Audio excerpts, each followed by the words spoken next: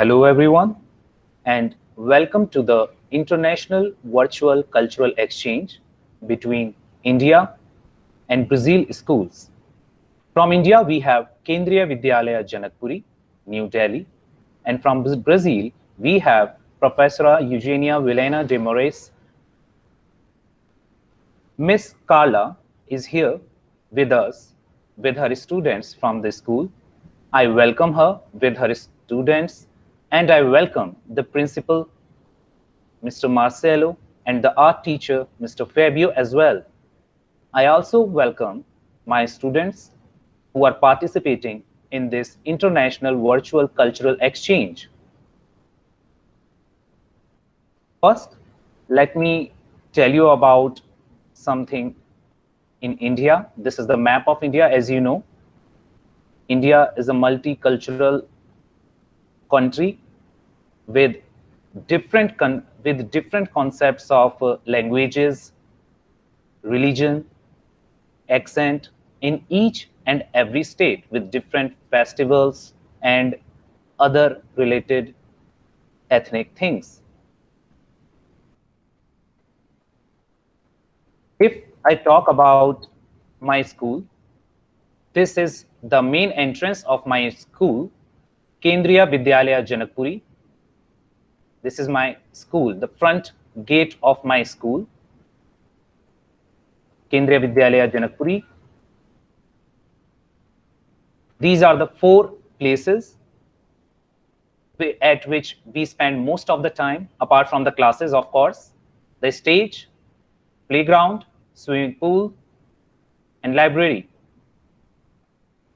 You must be thinking, what is this Kendriya Vidyalaya Janakpuri? Because it is not an English name. Kendriya means central, that is federal government. Yes, we call federal government as central government, and our school is a federal government school.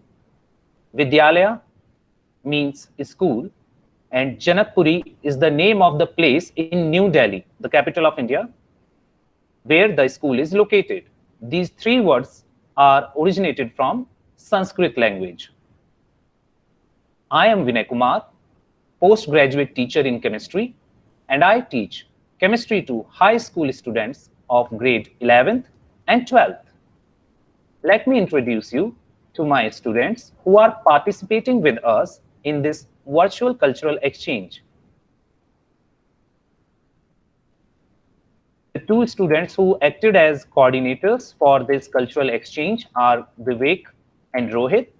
Vivek, Kumar and Rohit, please introduce yourself. Hello everyone, my name is Vivek. Hello everyone, myself Rohit Yadav. I am from senior most class. Thank you. The first topic, educational system in our country, will be introduced by Nakshatra Sharma and Simarjeet. Both of them are seniors. Hello, my name is Nakshatra. Hey guys, I'm Simarjeet. Thank you. Next topic, changes observed in educational system during COVID, will be introduced by Kanishka Pandey and Ranjita Kaur, and both of them are also seniors. Hi everyone, I am Kanishka. Hey everyone, Ranjita Kaur here. Thank you. The third topic, festivals and foods in country, will be introduced by Jayant Kumar and Aditya Saeed. Both of them are juniors. These are the two juniors only with us. Rest all of them are seniors. Jayant and Aditya, please introduce yourself. Hello everyone, I am Aditya Sai.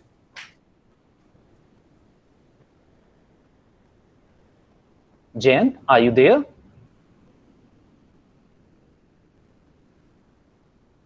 I guess Jayant is taking time, so let us move ahead with our last topic, famous monuments and arts in the country, which will be presented by Jasmine and Simran. Please introduce. Hey everyone, I'm Jasmine. Hello there, I'm Simran. Thank you. So this was the introduction of my students. And before I hand it over to Miss Carla for introduction. Let me show you one video to welcome you in an Indian style, to give you an introduction about India also while welcoming you. Please enjoy.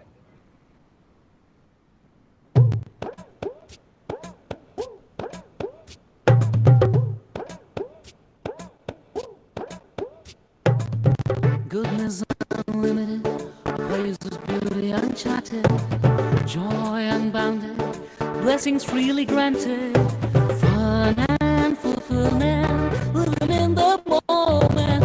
You and I meet each other, caring for one another. Hey, look around, hear the sound playing for you. Welcome to India. Welcome to India. Welcome to India, is where it all started. Welcome to India, the trip you always wanted.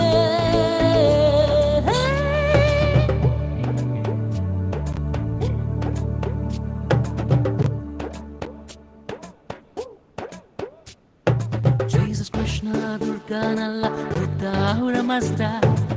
Divinity is soul of the script, a land where all will worship. Find your freedom in this wisdom. Mind and body get started. Fear and anger about it. Hey, look around, hear the sound playing for you. Welcome to India. I hope you must have liked the video. I have a last 1 minute video of Google Earth to show you where are our schools situated. So let me show you that last video, then I will hand it over to Miss Carla.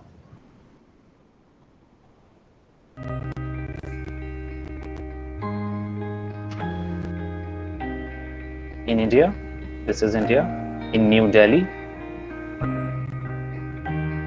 We are above our school here in India, in New Delhi. Now let us move to the Brazil. I guess this is the place of where your school is located, if we are not wrong. So I hand it over to you, Carla. This was introduction from my side. Okay, thank you, Vinay. So I'll start mine on my camera.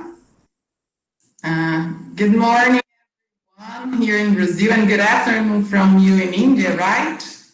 Let just me get my slides here. Just a second. Let just me start my... Vinay, I'll start my presentation, then you tell me if you can see, right? Yes, sure.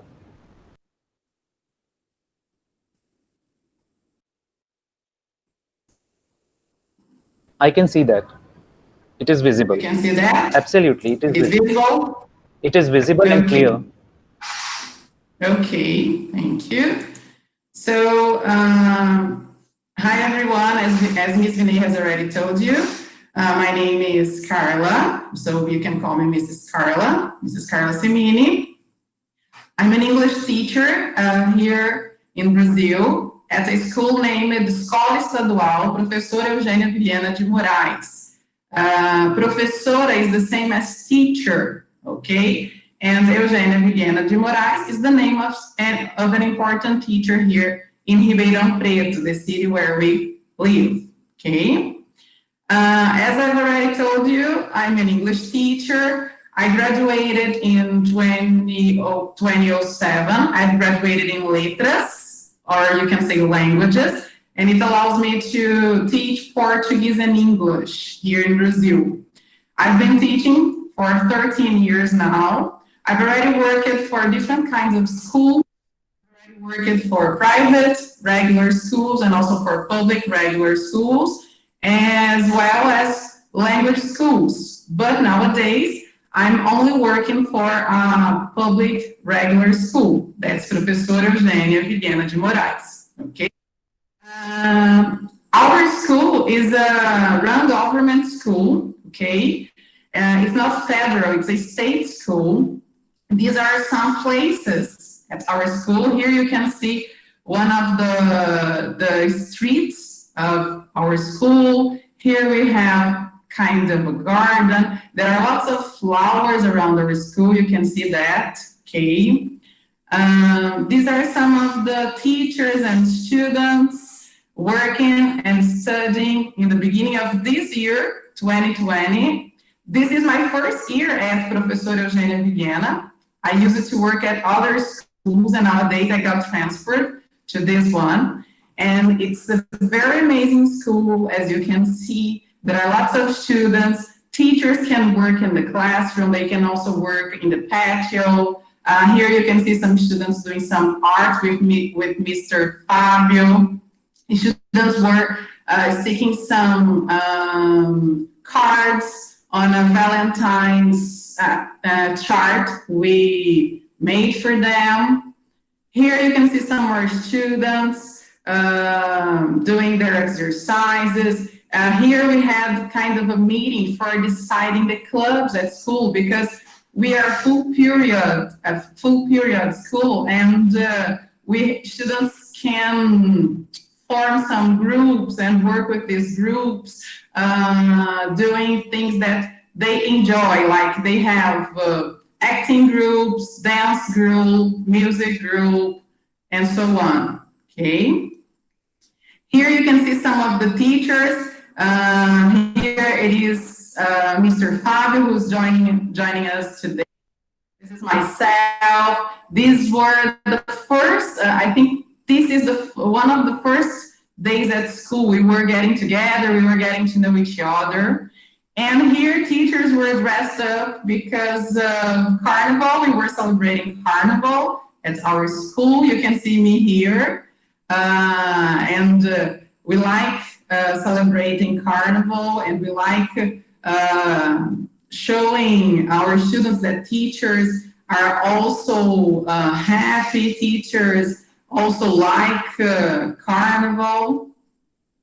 And these are some of my classes. I prepared for you I got for you some of the pictures of my classrooms. Unfortunately, this year we had some problems because of this COVID-19 pandemic, and we didn't get to have the opportunity to know our students very well, because we stayed together only for a month, I think. But we had some time to learn some stuff together, so you can see me teach. And that is my heart. I left my heart in my classroom. The students took some notes of some messages they wanted to tell their friends, and they got these messages and put them on the wall of my classroom, and then I transformed it into a heart, as you can see, okay? During this COVID pandemic, we tried to reinvent the wheel. We had some virtual meetings. We prepared some presentations for our school staff and for the other students. So you can see here some teachers playing. This is my elective, Quero ser bilíngue, speak English. So students prepared some videos to show during this presentation. And I think that's it about my school, okay? I didn't prepare a video as Mr. Vinay has done, but I think you can have a view of our school and understand how we work, okay? I'm gonna tell you the names of the students who are taking part in this presentation, and they're gonna introduce themselves, okay? Yes?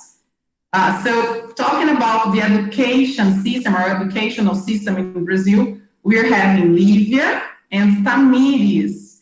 Lívia and Tamiris, can you say hello? Can you open your cameras and say hello? Podem abrir a câmera e falar, oi meninas, Lívia e Tamiris.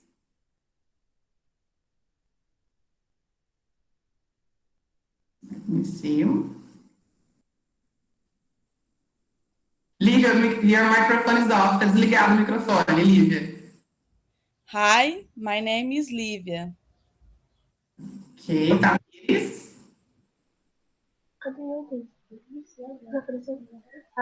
Hello, my name is Tamiris. I am 16 years old and I'm from Ribeirão Preto, São Paulo. Okay, thank you.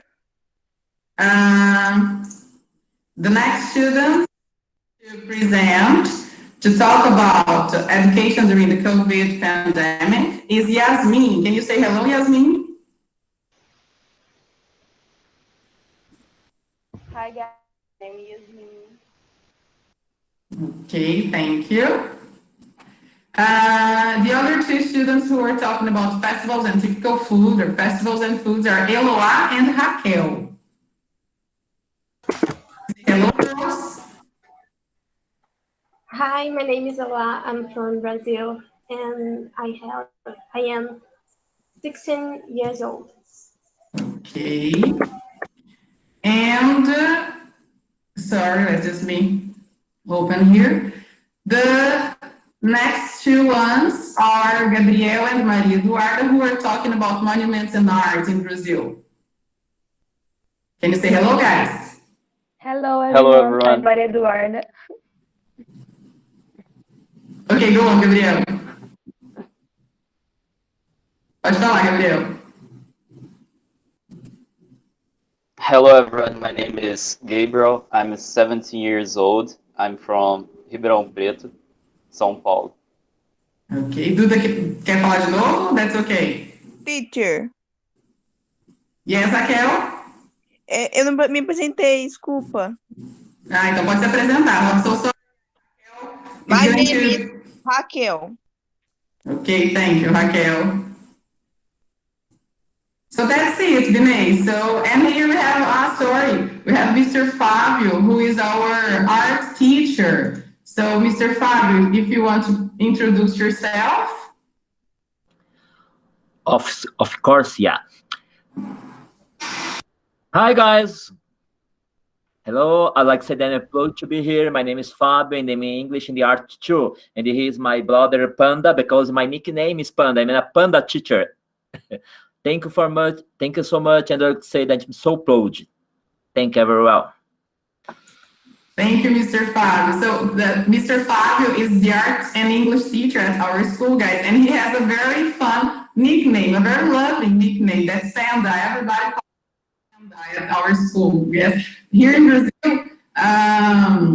we don't have to call teachers Mr. and Mrs. Okay, we can call them by their names and even their nicknames. Of course, students respect ourselves, but it's not necessary to call them Mr. or Mrs. So Panda is how Mr. Fabio is called by every student here in our school. Okay, Vinay, that's it.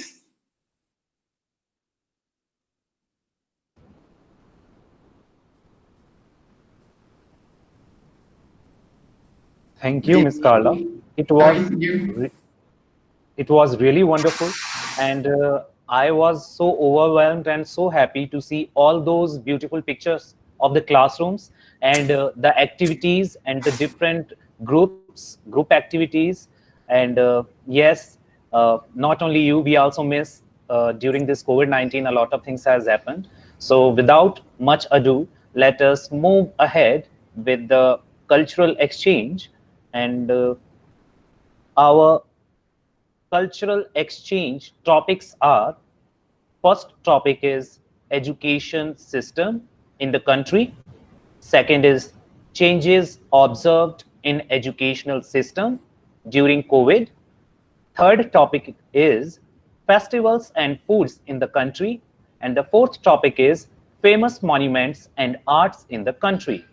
So to begin with, our first topic, educational system, I would like to invite my students to kindly present over this first theme of educational system. Nakshatra, are you there? Yes, sir. Wait a minute.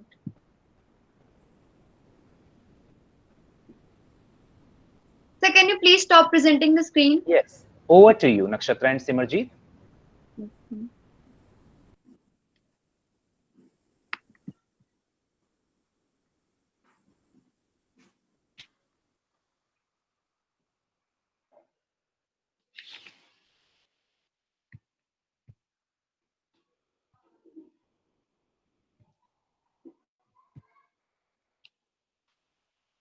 Okay, so can you see our screen?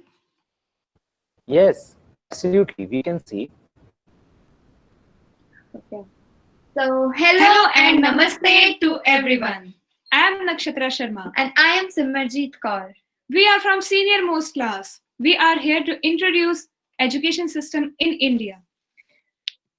So as you can see in the slide, there are 3 phases of education system in India.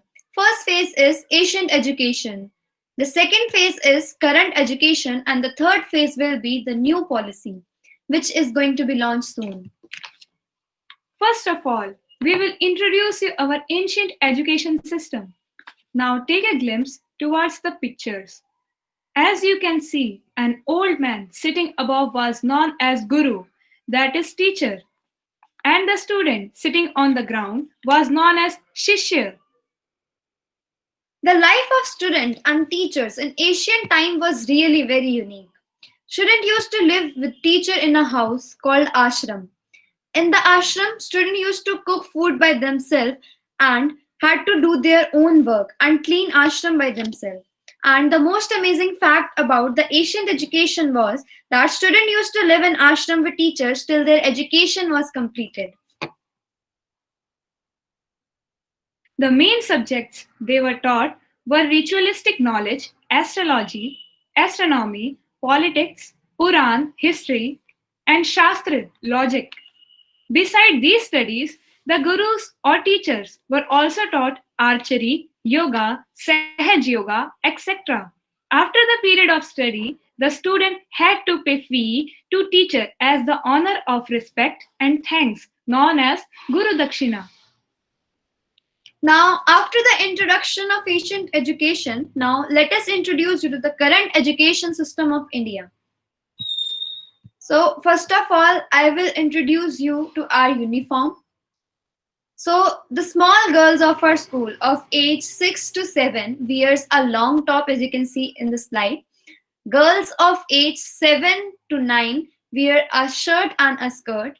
And the senior girls of age 16 to 17 wear a long top called kurta. We both are also wearing a kurta, you can see. And the boys of our school wears a shirt and a pant. And this is the winter uniform of our school. So, the school system in India has 10+2 scheme of education. After a child enters kindergarten at the age of 4, he will finish his 2 years of schooling, which is known as pre-primary school. Now, talking about 10+2 scheme, a child after pre-primary school enters in the primary school at the age of 6 and completes the primary education at the age of 10. Now, the child enters in the middle or secondary school at the age of 11 and complete the secondary education of 15 years. And here, a student completes his first 10 years of schooling.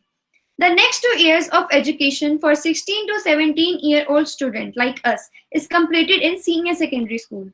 After the 12 years of total education in school, a child enters in a college for his 3 years of bachelor's degree. And here are some pictures of different levels of students studying in our school. Students throughout the country have to learn 3 languages, namely English, Hindi, and their mother tongue. That's heading towards the middle school subjects. The main subjects are English, Hindi, mathematics, social studies, science, and an additional language like Sanskrit, German, French, etc. There are also additional subjects like music, information technology, library, computer, and etc. Students in senior secondary school have 3 options for their further studies. First is science, and its main subjects are biology, physics, chemistry, mathematics, and computer science. Second is commerce, and its main subjects are accountancy, business studies, mathematics, and economics. Third is humanities, and its main subjects are history, geography, political science, and sociology. Besides learning and studying, student also participates in extracurriculum activities such as yoga and sports to increase their strength. Let us introduce you our interesting new education policy for future that will be launched in 2022 or 2023. In 2020, the curricular structure of school education will undergo through change to meet the development needs and interest of school children. It will replace the 10+2 structure of school by a 5+3+3+4 curricular structure. The 5+3+3+4 structure will include a foundational school of 5 years for 3 to 7-year-old students. For another 3 years, students of age group 8 to 10 will attend the preparatory school. After the preparatory school, there will be 3 years of education for 11 to 13-year-old students in the middle school. The next 4 years of education for 14 to 17-year-old students will be completed in secondary school. And after the 15 years of total education in a school, a child enters to the college for another 3 years to complete his bachelor's degree. In foundational and preparatory school, student will not have any burden as compared to current education system. Student will study in the local and mother tongue, which will easy to understand. There will be interesting subjects, sports, mind activities, music, and yoga for physical and mental fitness. In middle school, there will be English, Hindi, mathematics, social studies, science, additional languages like Sanskrit, German, French, etc., and with additional subjects as old one. In secondary school, there will be no stream system. Student could choose whatever he want to study. There will be Hindi and English languages of subjects, physical education as additional subjects, sports, yoga, music for physical and mental health, and some interesting subjects like art, photography, and different languages, etc.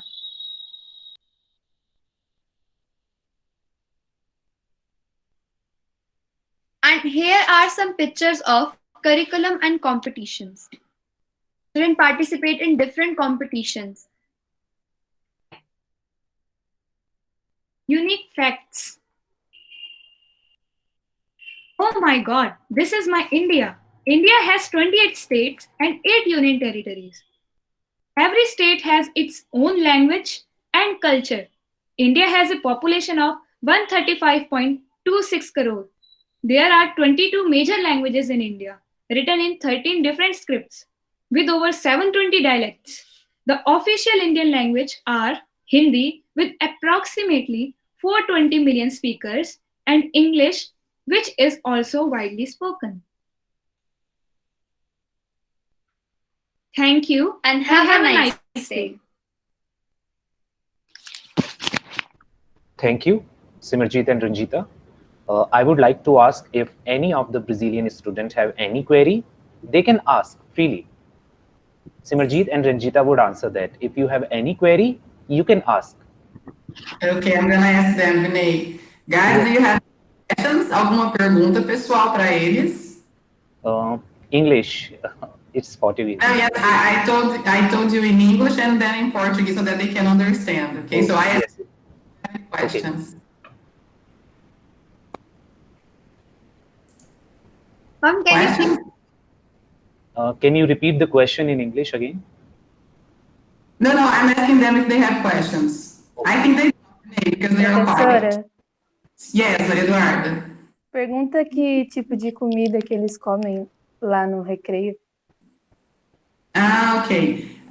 So one of my students wants to ask you what kind of food, snack you eat during your breaks at school.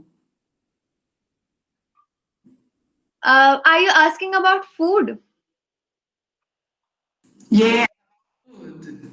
What kind of food do you generally eat during your school break? Like the time you were not in the classroom, you were hanging out with your colleagues at school? In our school, we have a recess, and we are not allowed to bring non-vegetarian food, and we eat vegetarian food like it's a tortilla. Maybe you know about it, and Mostly we eat roti. yeah, it's an Indian thing. Yeah.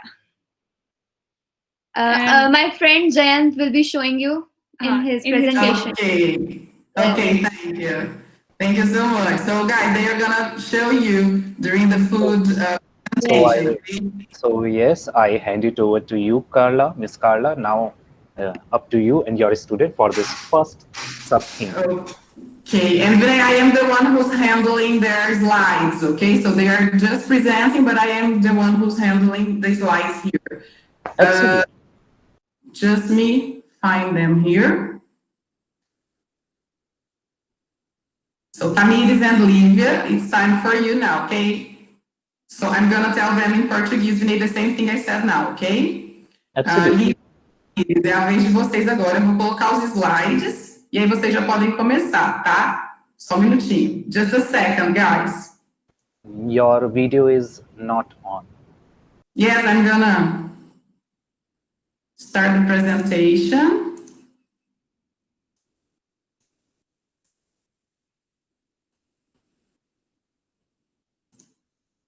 Just a second. Can you see the presentation starting?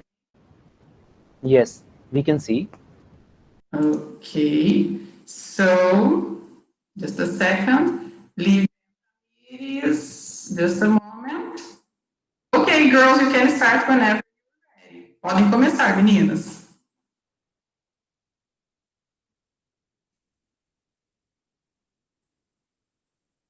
Tamiris?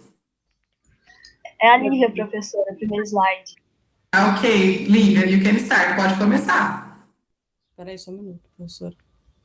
Ok, just a second. Education system in Brazil.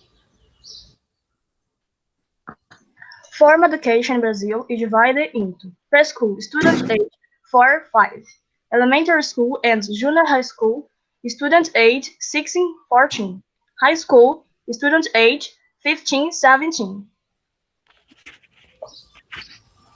Take a look at the charts to have a better idea of your education system. So guys, I'm gonna help them here, okay?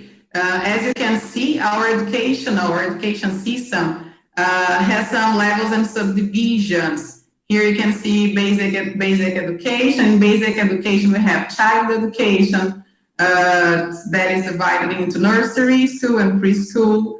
Since the kid is a baby up to they're 5 years old. It's not mandatory here in Brazil. Then we have elementary education, okay, that lasts 9 years. So students start elementary when they are 6 and go up to the age of 14. Then we have high school that lasts 3 years here, from the 15 to the 17. And over 18, when students are over 18, they start college education if they want, if they can, okay? And elementary and high school are mandatory, of course, here. You can continue now, Tamiris. The career before secondary education established a division of school, acquire knowledge into 4 fields of knowledge. Take a look at them. High school, linguistic codes and related technologies, subjects, Portuguese, for language, art, e PE. Mathematics and related technologies, subjects, math. Natural science and related technologies, subjects, biology, physics, chemistry. Human science and related technologies, subjects, history, geography, philosophy, sociology. Okay. Lívia? The new curriculum allows schools to offer diversified subjects according to regional and local needs of society, culture, the economy, and territory. Audience, see some of chain below. Technology, live project, electives.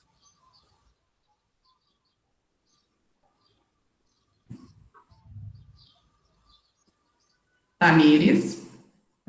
Here I have two types of schools, private schools and public schools. Take a look at the difference between them. Type of schools in Brazil. Private, paid materials, restricted to a part of society, economic privileged people, sorry. No High problem. investment and higher performance of students. Public, free of charge, accessible to all social classes, little investment in inferior locality due to lack of investment from governments. Perfect. You can attend both present learning and distance learning class, and we can go to private, university, college, or public honors. Types of universities: private, federal, state, municipal, teaching modalities, present learning, distance learning. Okay. To enter universities here, students must take an entrance exam before. Some universities especially provide, and state governments ones have their own exam they are summed with TNA points. However, the federal universities are only in VINAY nowadays. These are some outdoor. Just a moment, Lívia, just a second. How to enter higher education? Public, entrance exam, vestibular. ENEM, Brazilian High School National Exam. SISU, Unified Selection System. Private, entrance exam, ProUni, University for All Public. FIES, Brazilian Higher Education Funding. So, guys, let me tell you what Tamiris has just said here. These are some of the, like ENEM and SISU, they are kinds of evaluations we have here in Brazil. Okay, let me just turn on my camera here. Sorry, just a second. Okay, so sorry. Oops, disappeared. So sorry, guys. So I linked here some web pages for you later, okay?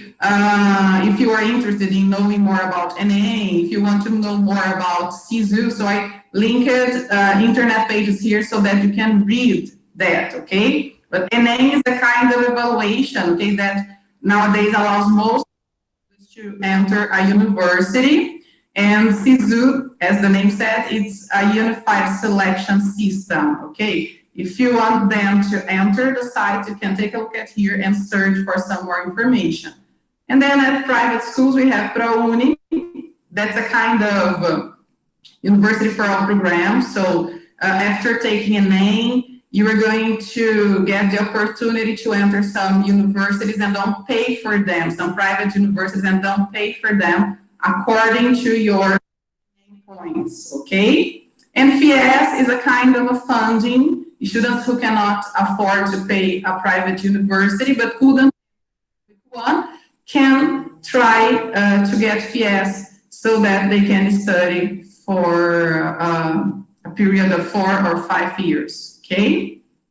So now you can continue, Lívia. Pode começar, professor? Yes. These are some outdoor activities we like doing at our school. Play sport at the sport courts and meet friends during tea break. Okay, so here you can see, guys, some of the areas at our school, okay? So this is the sports court where students have their PE classes, and sometimes some events happen here at the sports court. And then this picture was taken during some of our breaks, okay? And now you, Tamiris. In our school, Professora VILHENA de Moraes, the use of uniform is not mandatory. There are only high school classes. You study one child. There are classes for adults show code, finish high school year. Boys and girls study in the same classroom. The academy here starts in February and ends in December. Thank you, girls. Thank you all. Bye. Thank you, people. Bye. Thank you. And that was Lívia and Tamiris' presentation, guys. If you have any questions, you can ask them, and we're going to try to answer. Vinay? Yes, I'm waiting if anyone have any query. Yeah, I have one Can query. I ask one? But Kanishka, you shall ask. Okay, first of all, the presentation was fabulous. And I would like to ask, you mentioned that college education isn't mandatory. So if someone doesn't want to pursue the college education, then what would he do after the high school? They will work. Yes, because here in Brazil, to enter a public university, it is really hard.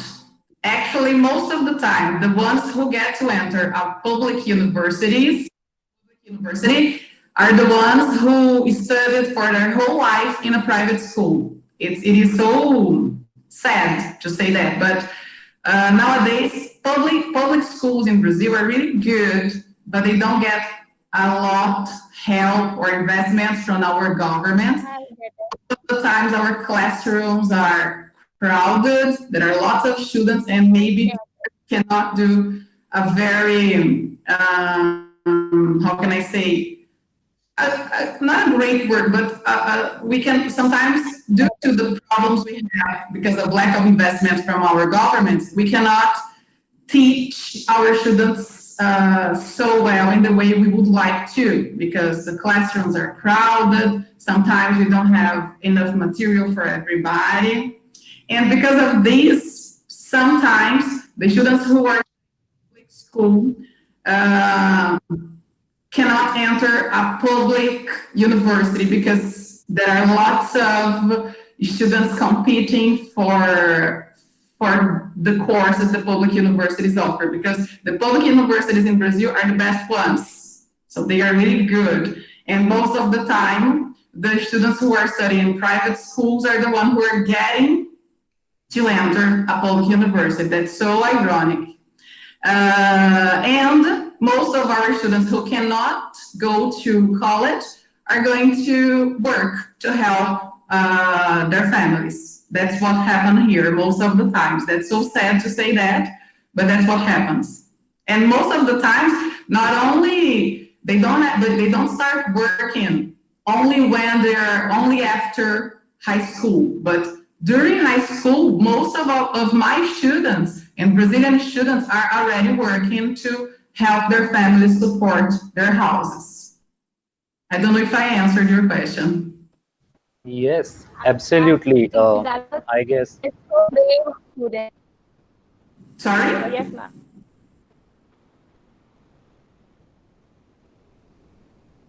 Kanishka, can you repeat? What did you just say? Okay. I said I yes. got your content. I think too. I could not hear to her. Vinay, can you tell me what she said? I think the connection is not good here. I guess she's saying that yes, she got the answer, and she's happy to hear that. Okay, thank you. I was having one query also. Like when you told that private schools are charging too much, and public schools are giving quality education with very less amount of money or no money. Am I right? Yes, actually, I don't know what happens because some public schools get money. Like my school is a really good one, so we like for example, if you go there now, so all the school has been refinished. They are changing the desks and the chairs and boards. So they invest, but I don't know how this investment happens because if you go to the northeast of Brazil, you will see some schools that are destroyed. So same like in India also. Investment. Yeah. So there is an Same investment. happens in India also. Absolutely same. The private schools are charging too much. They are too costly. Whereas the government schools, they provide quality education. The government schools means the public schools. They provide quality education at very minimum cost or no cost, depending on whether it's a federal government school or a state government school. Yeah. So and here the presentation was fabulous. Yes. Oh, thank you. That's it. So shall we move to the second theme? Yes, go on. Okay, so we shall move to the second theme then. And here is the second theme: changes observed in education system during COVID-19. For this, I would again request my students to kindly come and take over and explain it. Thank you, sir. Yes, sir. Over to you, Kanishka and Ranjita. Is my voice clear, sir? Yes. Over to you. Yeah, it is Kanishka now.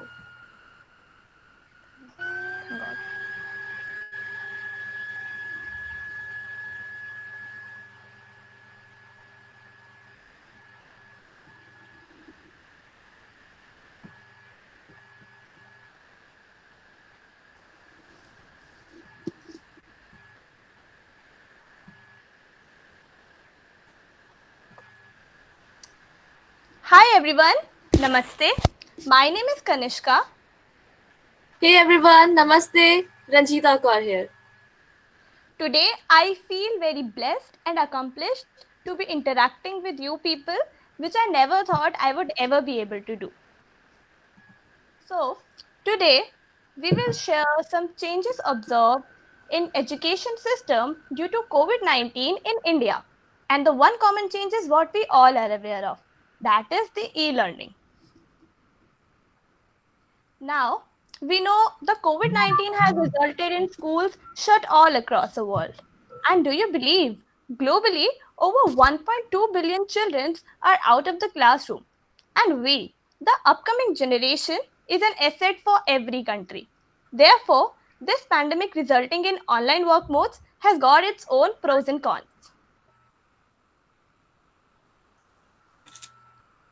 Yes, it is a serious situation. On one hand, corona crisis is increasing rapidly, and on the other hand, children need education. And as you see, many institutions aren't even prepared to provide digital education.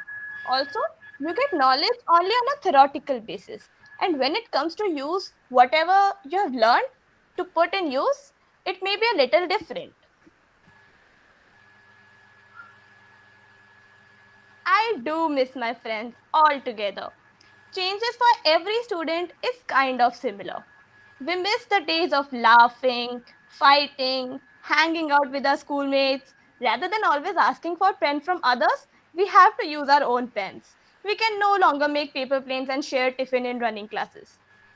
Punishment in school meant standing in the corridor, but we always went for a walk, didn't you? And punishment in online classes means ending the video call and staying in the same house. Moving on. Only in a small group, a person can develop properly. At school, students learn how to make friends, be patient, get rid of disappointments, and especially to compete. And competition between colleagues can be very stimulating, and students will only benefit from it.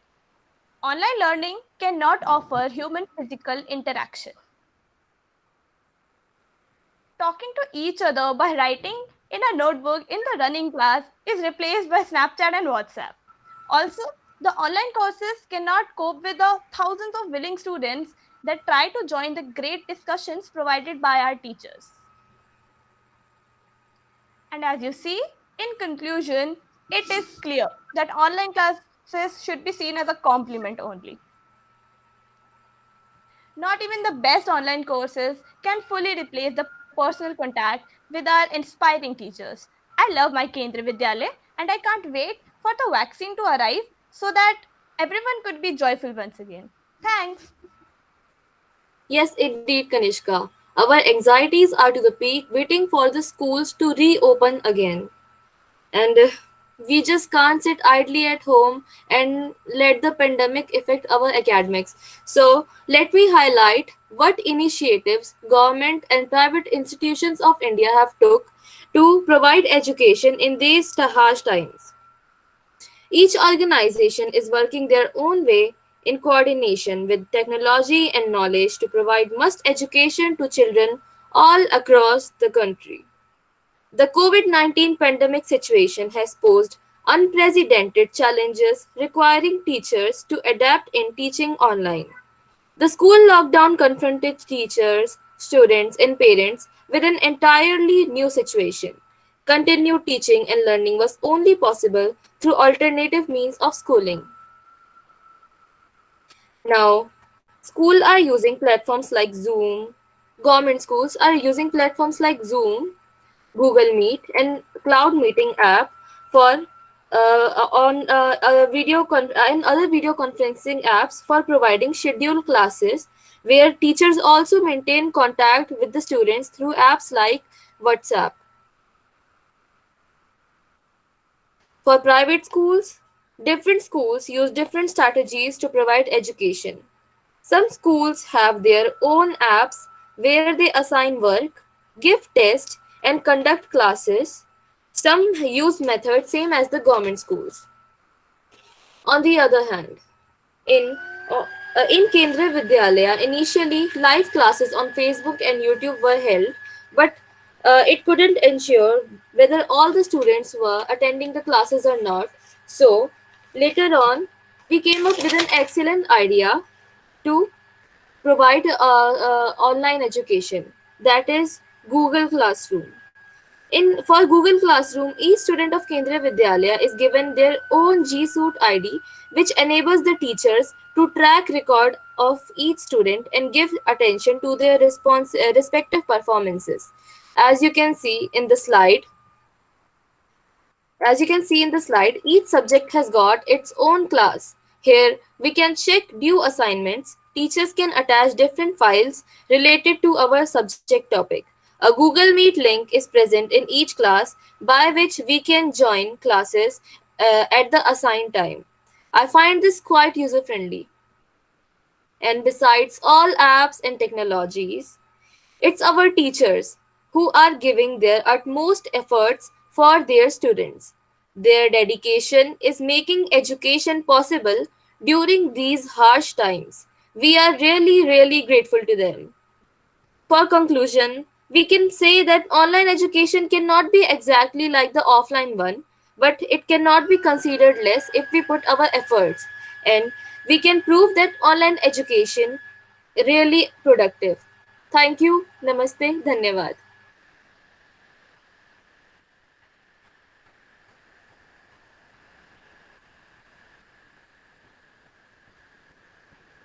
Thank you, Ranjita. Now I would ask for the query. If anyone have any query from Brazil, they can ask. Ms. Carla, are you there?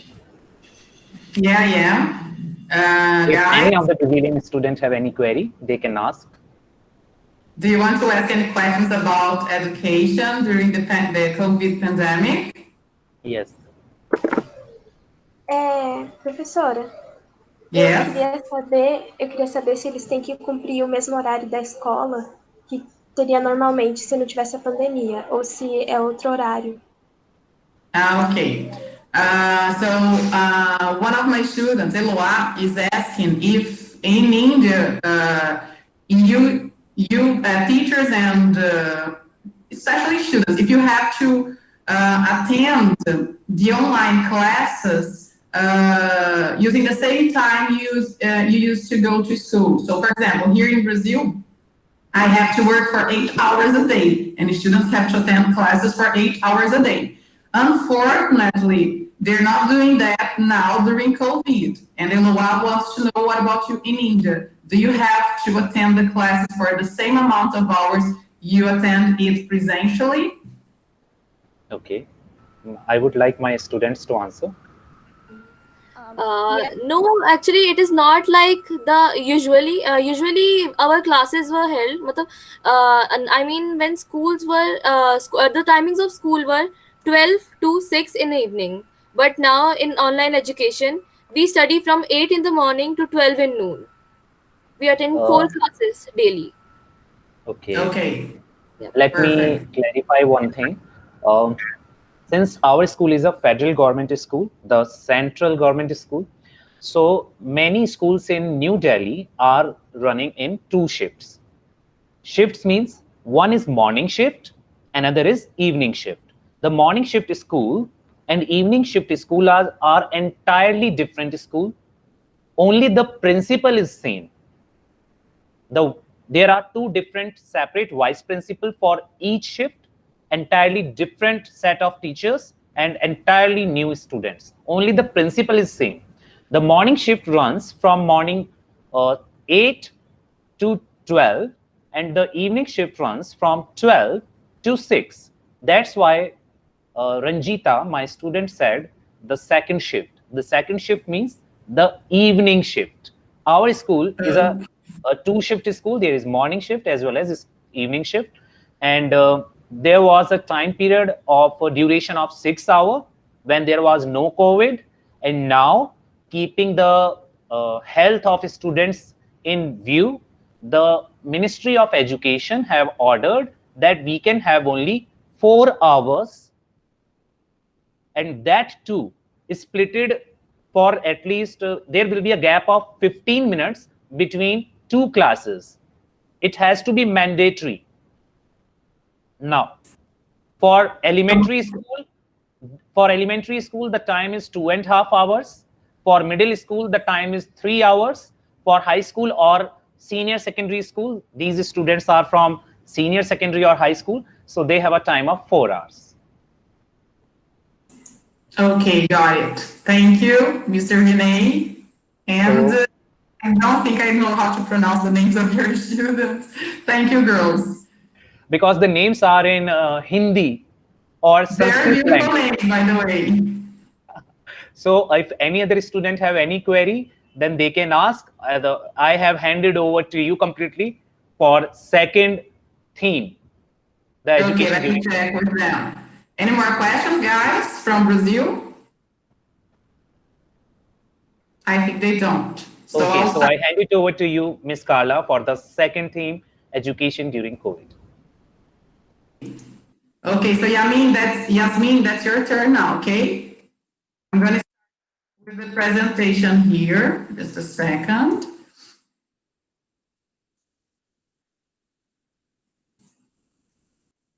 Are you ready, Yasmin? Yes. Okay, so if you want to let your camera on, you can, okay? Hi guys.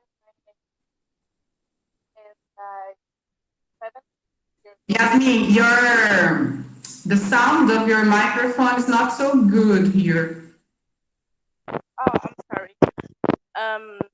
Good? Middle? Yeah, it's good now. And sorry, and I front start. Hi guys, my name is Yasmin. I am 16 years old and I'm from Ribeirão Preto, São Paulo. And I today talk about education during the COVID-19 pandemic. But first, I'm sorry, but my slide is many simple, but let's go.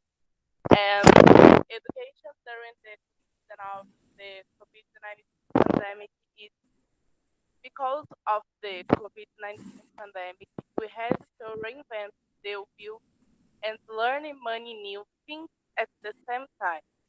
One of those things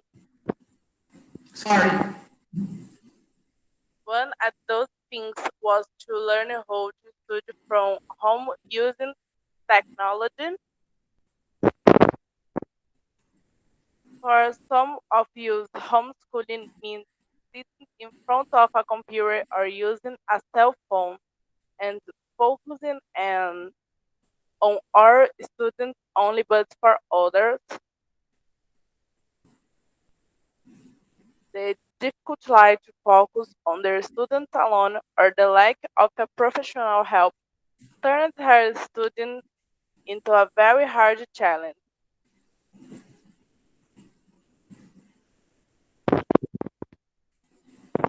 Not having the necessary technology gathered to students from home also turned this unexpected homeschooling into a huge obstacle in most of the Brazilian student life. Thank you, guys. Okay, thank you, Yasmin. So Yasmin showed you guys a little bit about how we are dealing with it in Brazil. And I think it's not different in India because not every student is able to attend the online classes. Okay, so most of our students in Brazil don't have a computer at home or don't have a cell phone at home. Sometimes they have only one cell phone to use, and there are more than 5 kids in a house. So it's been a really hard time for our Brazilian students during the COVID pandemic. And I would like to compliment Yasmin's speech that in our school, Eugênia Vilhena de Moraes, we are not working with live classes. We teachers are not teaching live, but every 15 days now, we have to send them some activities according to the classes that are being presented in how can I say, in a site that our government created only for their classes. So our government created a site and an app so that the students can watch all the subjects classes, and then after that, each school in the state of São Paulo is free to decide how they're going to work with those classes they are watching, okay, from the app or from the site, or even they are also, you can also watch those classes through a television channel, a TV channel, because it's free of cost. So we are not teaching them live, but we are helping them with the activities based on the classes they have been watching through this app or the internet site or the TV channel. I think that's it. Any questions?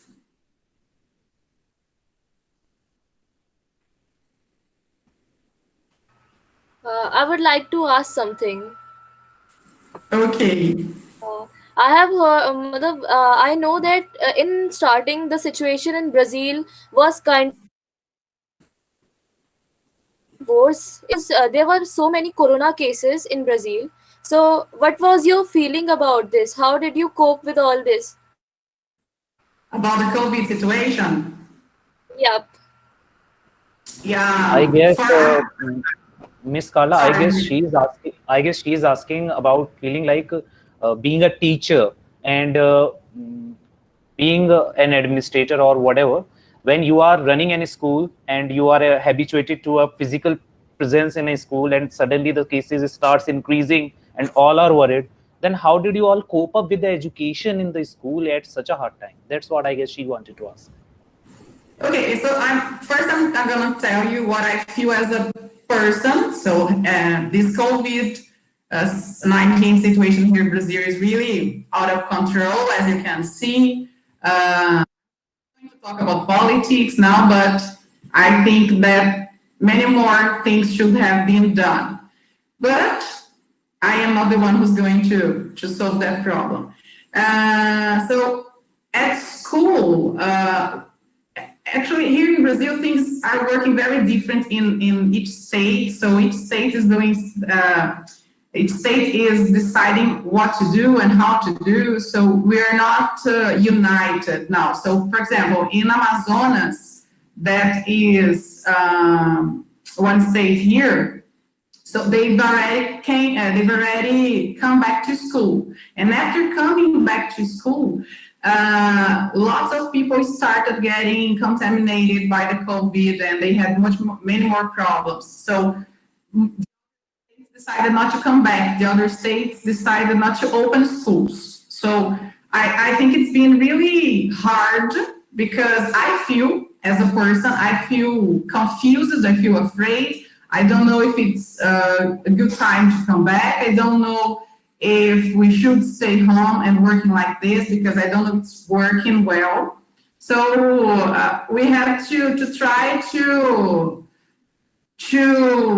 reinvent lots of things, and we had to try to understand lots of things. So we had to, for example, at the beginning in March, everybody was lost here. At the beginning, we had to wait for some superior orders, and we had to then, when they told us we had to stop working, they closed the schools, and in the state of São Paulo, they decided to give us our vacation in advance. So we had a month vacation here in March and April. And then in the end of April, we came back, and everybody was still lost. But we started working with this things that I told you. So preparing and talking to students through WhatsApp, and sometimes we would attend students through Google Classroom, and that's how it's working here. I don't know if it's exactly what you wanted to know. I think I kind of confused you, but that's how we're dealing with that. We are trying to, every day, we have to be online on WhatsApp. So if students have problems, they can contact us through WhatsApp. If they want to call us, they can, but they never do that, okay? And once a week, each teacher from my school can have a meeting with their students through Google Classroom. That's how we're doing that. And I don't like this situation, but I think we're not coming back anymore. Some private schools already returned it, but the public ones are depending on their governors. Same here in India also. As I told you, there are, like in your country, there are state government schools, and there is the federal government school like ours. And depending on the different states and the condition of COVID over there, the schools are either closed or open. But the federal government schools, our schools, are mostly closed in majority of the states, and especially talking about New Delhi, the situation is not good at all, and the cases are increasing in Delhi, and many people among scientists have said that this is the second wave of COVID in Delhi, so schools are not going to open up in upcoming 3-4 months in India also. Yes, that's what's happening here. We are entering the second phase, the second wave of that. And the problem in Brazil, I think it is that we have the COVID, and plus to the COVID, we are in an election year. We had elections this weekend for our mayors, and this thing was not good for us because the politicians decided to cover all the problem, and they are pretending it doesn't exist because they want to. Same happened in India recently also. I Yes. think these are common all over the world. Only some of the statistics may change, but overall, at the depth, everything are same. So I guess here the queries are solved, and let us move to the third theme. Shall we move, Ms. Carla? For sure. Okay. So here is the third theme, and that is festivals and foods. So I would request Jayant, and Aditya to present over this topic. And let me inform you, all others are seniors, and these two are the only juniors, and they are going to present over this topic. Aditya and Jayant, are you there? Yes, sir. Yes, sir. Over to you.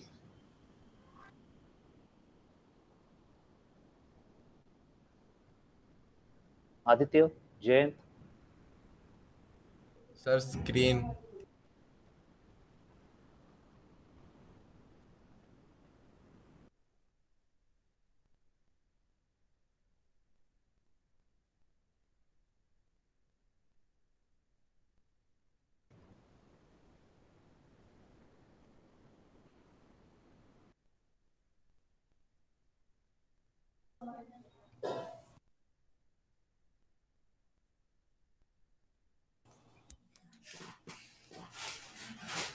Hello to one and all present here. I am Aditya Sai and he is my colleague. Hey everyone, I am Jay. We are from the junior section of high school and we are going to tell you about some food and festivals in a country. Festivals are larger than life celebration of various things.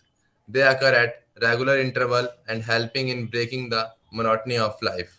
Furthermore, they give you the chance to celebrate little and big things in your life. Festivals are the carrier of peace and joy in the community. All nations of the world have certain religious and cultural festival. However, India is the largest country to celebrate the numerous of festivals. Moreover, talking about Indian food, like its culture in varied. Indian food is a blend of various herbs and spices, which make every dish quite unique and special. Through most of the countries love Indian food. It is considered to be quite spicy when compared to other cuisines. Most of the time, when we think of Indian food, all we can think of is the wide variety of food. Add the sweet, sour, the rice, dishes or curry or snack. Indian food is delicious and quite exciting and includes the use of various exotic and include the use of varieties of exotic flavors. Also, another thing that pop up in our mind is wonderful spices that are used in cooking. Now let us move toward the festivals. There are related exotic food in detail. Diwali. Diwali is the biggest festival of Hindus. Diwali in Hindu has a line of charity. Diwali is the festival of light. It falls in the month of Kartik according to Hindu calendar. Almost every household and street on Diwali is decorated with lamps and light. It is to celebrate the return of Lord Rama, Sita and Lakshman after 14 years of exile. When the people welcome them with the light oil lamp, that's why it is called the Festival of Lights. Everybody is happy on Diwali and congratulates each other. Children buy toys and crackers. The shops and sweets have been cleaned and painted. People worship Lakshmi, the money goddess, at night. Diwali is famous for its mithai during the day. Each and every household will have hanging from jalebi to gulab jamun, shakarpali to kheer, gajar ka halwa to kaju barfi, and many more savory dishes. Here are some pictures related to this festival Diwali. Holi. Holi is one of the biggest festival of Hindu. This is the festival of colors falling in the month of Falgun according to Hindu calendar. On the full moon day, it is it is also the festival of love and unity and celebrate the victory of God over evil. The festival is celebrated with great fanfare in India. After find an exciting day, the evening is spent in restaurants when people meet friends and relatives and exchange sweets and create the festivities. All the traditional holy dishes ranges from region to region, but one can find thandai even in the remote areas. Also, one can't miss gujiyas, dahi vadas, and pakoras on this day. Here are some pictures related to festival Holi. Over to you, Jayant. Thank you, Aditya. Here, here, let us introduce you to the other festivals. This is Eid ul Fitr. Eid is the one of the biggest festival of the Muslim community in India. It is celebrated to mark the end of the month Ramadan. Muslims fast in the month of Ramadan, and at the end of the month, and Eid is celebrated to thank God for whatever one have, for whatever. Excuse me.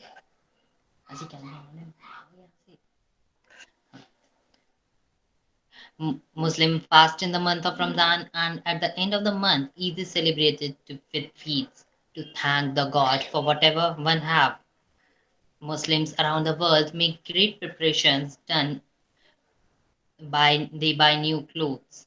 Eid Eid prayers are done in open area. After the prayer, people meet their friends and relatives and exchange sweets. Children are given gifts called Eid by their loved ones. The fast is broken by special dishes like sevai, biryani, egg halwa, sheer korma, etc. Here are the dishes which I said shown you in the picture. Now let us see some. Here are some pictures related to Eid ul Fitr, where people are praying, eating meal, and hugging each other. Now let us move to Christmas. Christmas is celebrated as the birthday of Lord Jesus. It is celebrated on 25th December every year. This is the most important festival of the Christian community in India. On the occasion of the great preparations are done. Santa Claus and the churches and the Christmas trees are decorated. Santa Claus and other seasonal figures are organized. Family reunion and exchange of gifts and sweets is common. One wouldn't miss cakes, puddings, donuts, pecan pie, etc. on the dinner table. Here are some pictures related to Christmas. Now, let us move to Dashera. Dashera is one of the most important festival of Hindus, also known as Vijayadashmi, as Lord Ram killed Ravan on this day. According to Hindu calendar, it falls on the 10th day of Ashwin month. It spreads the message of good over evil. In most part of the country, dramas are organized in cities showing the story of Ramayana. On the day of Dashera, the effigies of Ravan, his son Meghnad, and his brother Kumkar are burnt. During this time, many people observe fast. Most famous food of this time is sabudana khichdi, sabudana kheer, sandesh, imarti, etc. Thus, now let us see some pictures related to Dashera. Here are the Ramayana dramas and the effigies of Ravan being burnt. Now, let us move to Rakhi. Raksha Bandhan. It is the one of the most famous festival of Hindus. It is also called the Rakhi festival.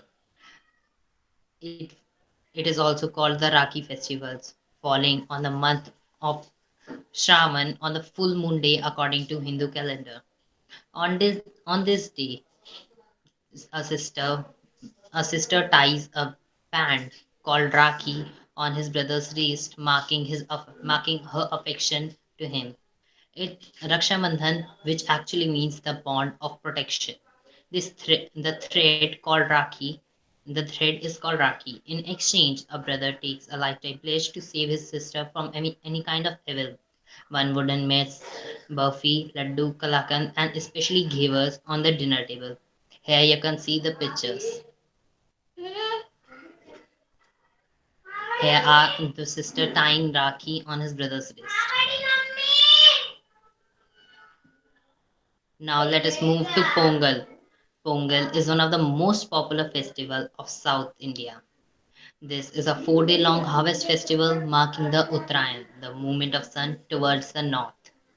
The preparation of main dish Pongal starts early in the morning when people wear their traditional attires. The houses are decorated with kolam, a floral design. Pongal is prepared with rice, dal, jaggery, dry fruit, sugar, and milk, which are cooked in open clay pot. In the northern part of the country, people celebrate Makar Sankranti. In the western part, Patangotsav and Bihu in the eastern part of the country on the same day, 14th or 15th January. Now, in the conclusion, now here are some pictures related to Pongal. Now, in the conclusion, I would like to say foods and festivals are just way to enjoy the course of life and teaches us to forget our differences, to live with unity, peace and harmony. In short, they fill our life with colors and enthusiasm. Thank you. Hope you like it. Thank you, Jayant and Aditya. Ms. Carla, if any student have any query, they can ask. Okay, my students, do you have any questions for Mr. Vinay's students? Yes, absolutely. I think they don't. I think they're feeling anxious to start our presentation. Okay. Then I hand it over to you, Ms. Carla, so that your student can present over this interesting topic of festivals and foods. Even I am waiting for this. Thank you. Okay, let me check because it's raining so much here in Ribeirão, and one of our students that's presenting now is with no internet connection. Now, let me check. Carla. Yes. I don't have questions, but I would like to say that the presentation is so awesome. I love that so much, and I had a lot of curiosity about India, and I'm so proud about that. Oh, thank you, Mr. Fabio. You're welcome. Vinay, do you want to say something? Thank you, Mr. Fabio. I really appreciate that you praised it. I really give a heartfelt thanks to you, Mr. Fabio. Thank you. And Mr. Fabio is very creative, art teacher. He's amazing. Vinay, do you remember the movie, the Indian movie that I love so much? Let's remember the name. That art teacher is so awesome. The movie with Tare Zameen Par. Yeah, it's moving so very nice. And remember the art teacher? I may look like him. I'm sure you are a good teacher. No doubt in that. I always feel every teacher is bringing a change in their students' lives gradually. And we might not observe, but the impact is a larger one. We are shaping someone's personality in our school, and we don't actually feel that. It appears when the student pass out from the school, goes to college, and after some years, then meets back, then we see, oh, so this was what I actually shaped. Yeah, that's it. So I'm checking with my students because she was with no internet connection, but I'm trying to see if she's able to enter now. Elo, are you here?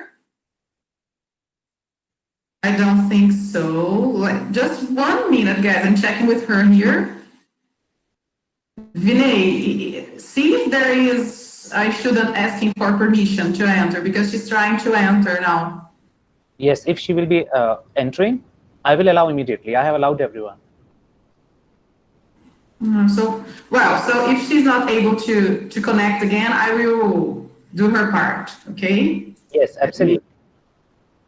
I just need to see with her one more time, but she's telling me that she just...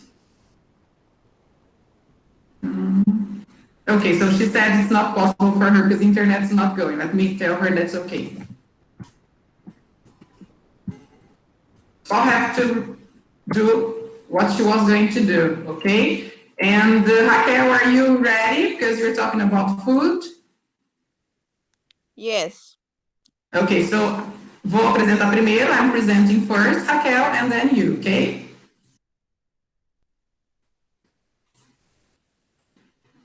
Can you see Vinay? Yes, I can see the presentation. Festival. Okay, so I'm going to start. Yes. So Brazilian festival. Okay, these slides were prepared by Eloá. Okay, and now because of the heavy rain we have here in Ribeirão, her internet connection is not good. So I'm doing what she prepared. So Brazilian festivals.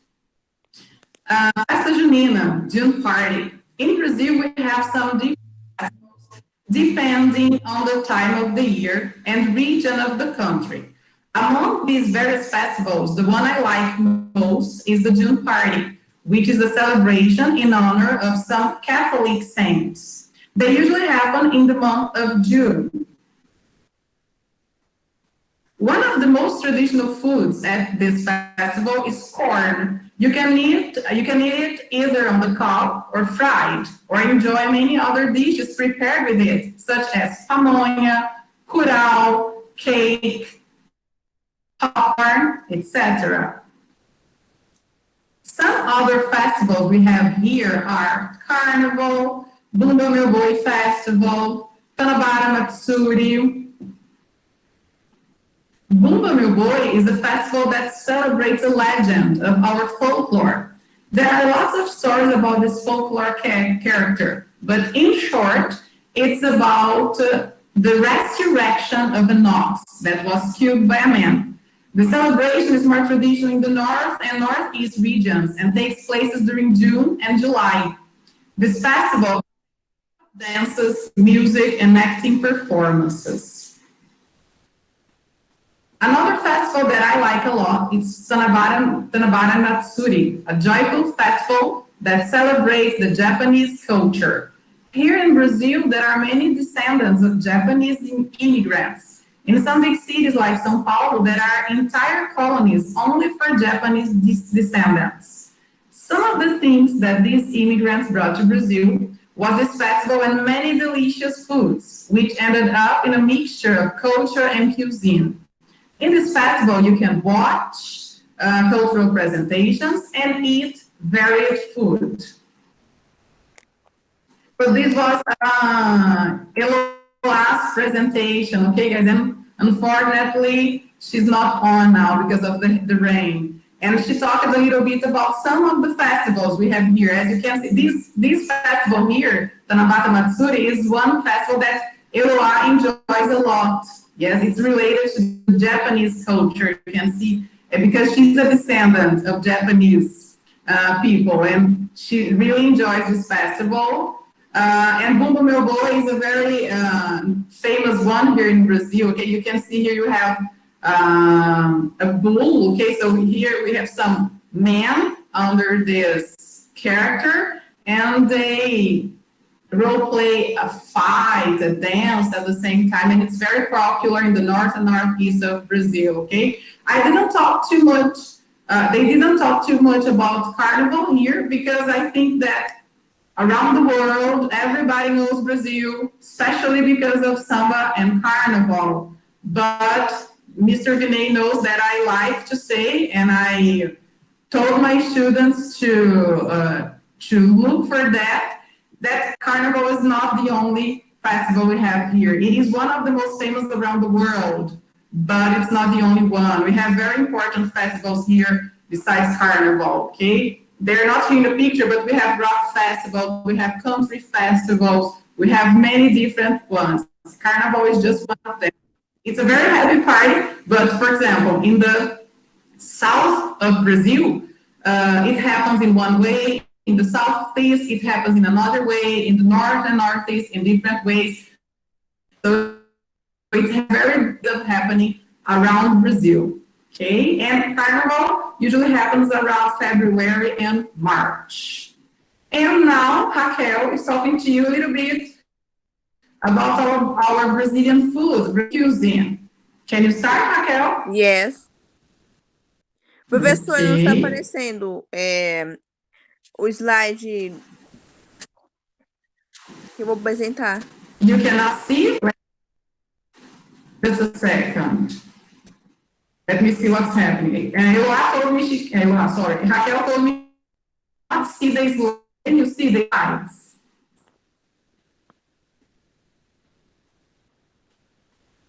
Mr. Vinay? Yes. It is visible.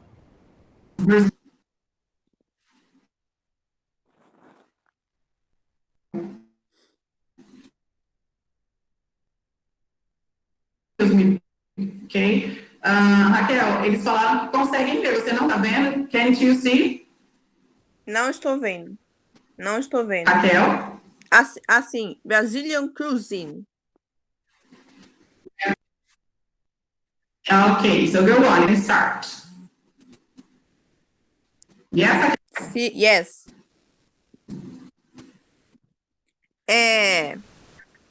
Pode começar, you can Brazil is considered a meeting, but because of the mixture of different peoples and their cultures, each people's one cannot live here after each was discovered, brought with them their food and spices. So nowadays we have one of the most varied cuisine ever: lasagna, barbecue, salt pancakes. Some dishes are so typically Brazilian that they don't ever have a translation in other languages. Take a look at some of them below: feijoada, pamonha, brigadeiro, tapioca, bacalhoada, baião de dois. Okay. Thank you, Raquel. Thank you. So guys, you can see here the slide Raquel was presenting. You can see that some typical dishes, some typical food in Brazil don't even have a translation because they are Brazilian. So every time foreigners come to Brazil, they arrive here and they always want to know, to eat brigadeiro. That's this thing here that is a delicious sweet made with condensed milk and chocolate powder. Bacalhoada is a dish that the Portuguese people, when they came to Brazil and they discovered Brazil, brought. So it's made of fish, and there's no translation for that. It's bacalhoada. Baião de dois comes from the north and northeast of Brazil. It's a mixture of meat and rice and lots of spices. Feijoada is one of the most traditional dishes we have in Brazil. Okay, so it's made of black beans and lots of kinds of meat. Okay. And beef, okay, so especially beef. Pamonha is one of my favorite food. It's made of corn. I don't know how to explain what it is, but it's something very delicious. It's made of corn. You can cook it with salt or with sugar. There are two ways of doing that, and it's very delicious. So because of all the influence we have from foreigners, like Brazil is a melting pot. We have lots of different cultures here, and because of that, we have lots of different food. So eating the Brazilian dish is something very, very delicious. And Mr. Vinay, I just want to come back to the festivals because Mr. Fabio asked me to tell you something about the June parties because he's the art teacher and he wants to say something more about that. Okay, thank you, Carlinha. Hi, everyone. June party is very famous in Brazil, almost our state, but in Northeast area is composed for 9 states that this party is very strong, very strong. Supposed in our Brazil, the vacation school is July, but in Northeast area is June, because this party is very important for them. Supposed for them, this party is the most better party and more better than Christmas, for example. in June, they buy new clothes, they participate in a lot of dances. The competition dances is very important for them because they celebrate a lot of scents. Then June party is very popular in Brazil, but in Northeast area is very, very, very strong because this party is very important for them. And the culinary, I'd like to say about one thing. I love do cheese bread. Cheese bread is something is prepared by Minas Gerais area. And when I live in the United States, and I prepared for them there, and the Americans love cheese bread. Oh my God, Fabio Panda, it's so awesome. I love that sermon. I remember when they told me. What was it? Okay, thank you. Yes, I think Vinay remembers that because I also cooked some cheese bread for them in the US, and I prepared lots of brigadeiro. Do you remember that? Brigadeiro. I still remember the brigadeiro. It was one of the best thing I ate in America. Yeah, so every people enjoy that. Everybody who comes. And thank you, Mr. Fabio, for this June party because I was having the questions which you answered now. Okay. Now I cannot ask questions because Mr. Fabio already explained it. So, but I would like to ask one thing, like in India, when it comes to Brazil, mostly whenever the carnival is there, we are having pictures of carnivals in the newspapers, and I think carnival is one of the biggest thing in Brazil. I guess that's why it is in Indian newspapers also or in televisions also. Most of the time it's in news. Yes, I think that there's a great advertisement around Carnival in Brazil because it is a very gigantic party. It is a very huge celebration. It's a very I like Carnival. I do like that. But what I think that happens is that most of people, because of the news and newspapers, they think that that's the only festival, the big festival we have here. But it's not only that, yes. But it's a very beautiful party. And as Fábio said, that the June parties happen in a different way in the northeast of Brazil, because the June parties are very strong in the north and northeast. Also, Carnival is strong here in the southeast, but it's also very strong in the north and northeast, and they in a very different way than the way they happen here in the southeast. Carlinha, again, I have one more question then about June party. Okay, sorry, so Mr. Fábio. Do you have a summer vacation? Do you have summer vacations, summer breaks? Brazil, most of the time is summer here, so we don't call summer vacations. It's kind of, for example, the girls said something about that in the educational presentation.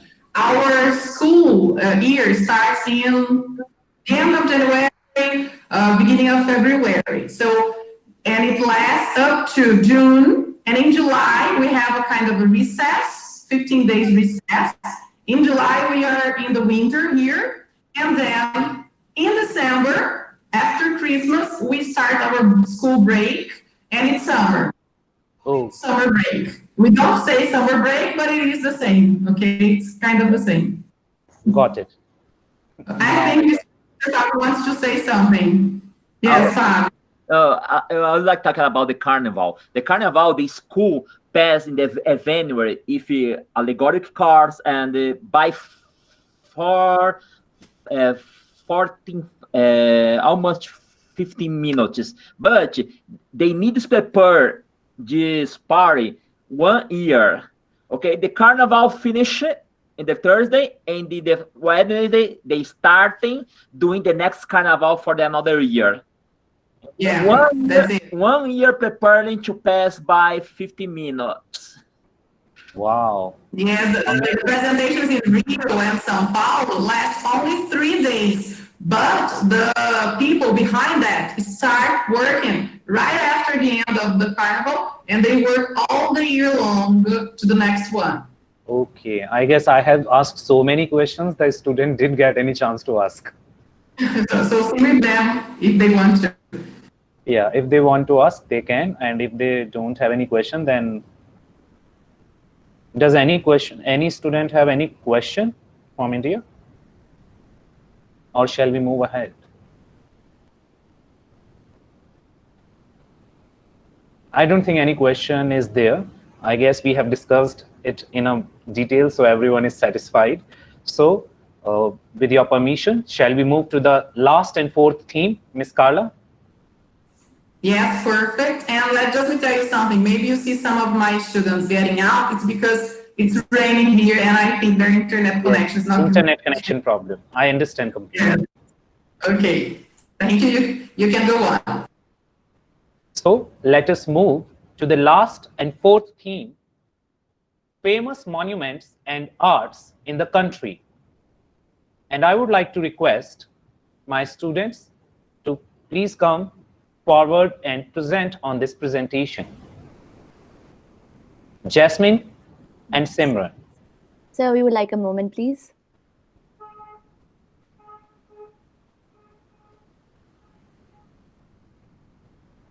Over to you. So she's presenting.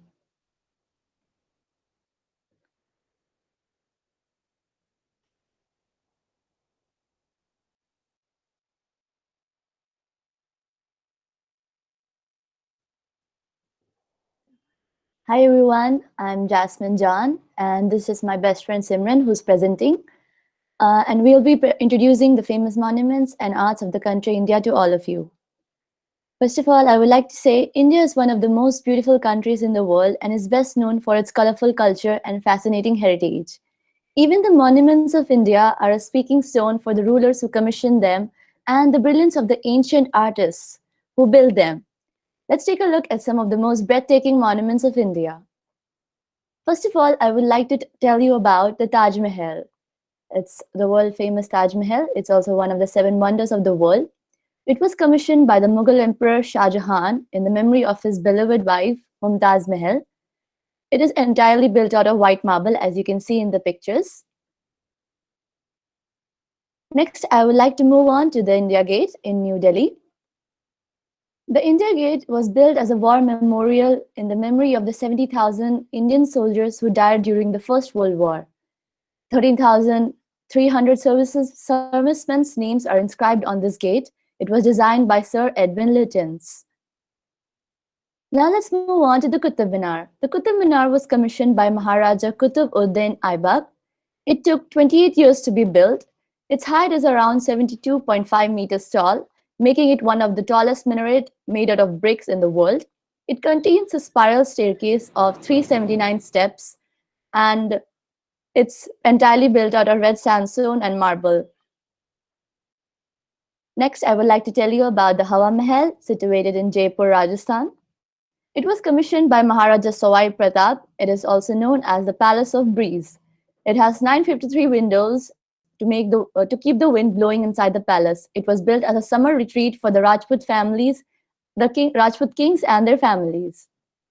Lastly, but not the least, the Red Fort. The Red Fort is situated in Old Delhi. It was also commissioned by the Mughal Emperor Shah Jahan.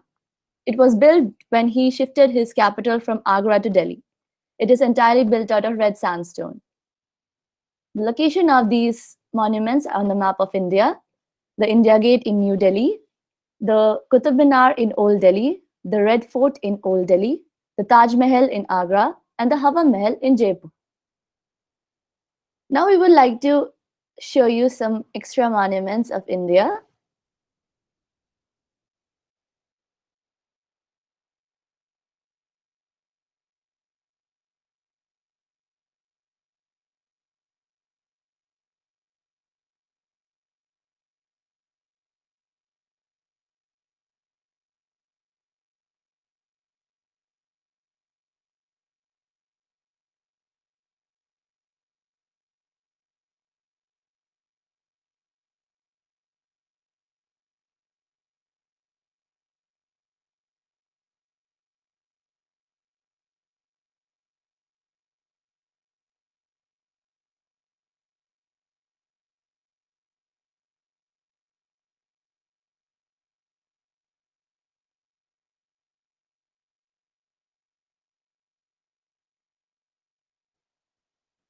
Now I would like to move on to the and arts and crafts of India.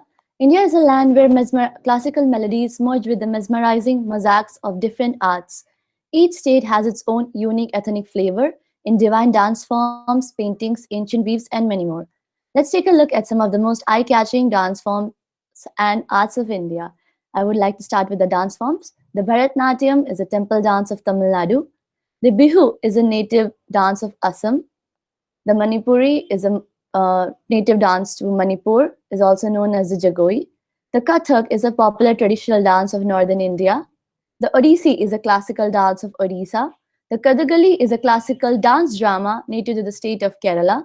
And the Bhangra is a traditional dance of Punjab. And there are many more. The location of these dance forms on the map of India are such. The Bhangra belonging to Punjab in the northern region. Down south is the Kathakali from Kerala. Right next to it is the Bharatnatyam from Tamil Nadu. On the west coast, we see Odissi from Odisha and Manipuri from Manipur and the Bihu from Assam. The dance forms in video form.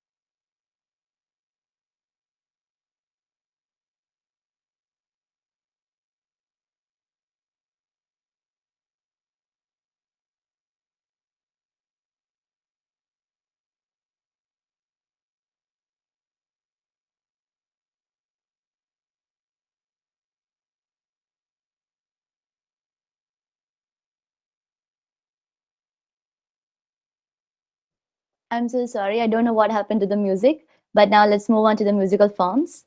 Owing to India's vastness and diversity, Indian music encompasses numerous forms. Just to mention a few, the Uttarakhandi music, North Indian Tumri, the Dadra, the Ghazal, and the Qawwali. Now I would like to move on to the Indian paintings.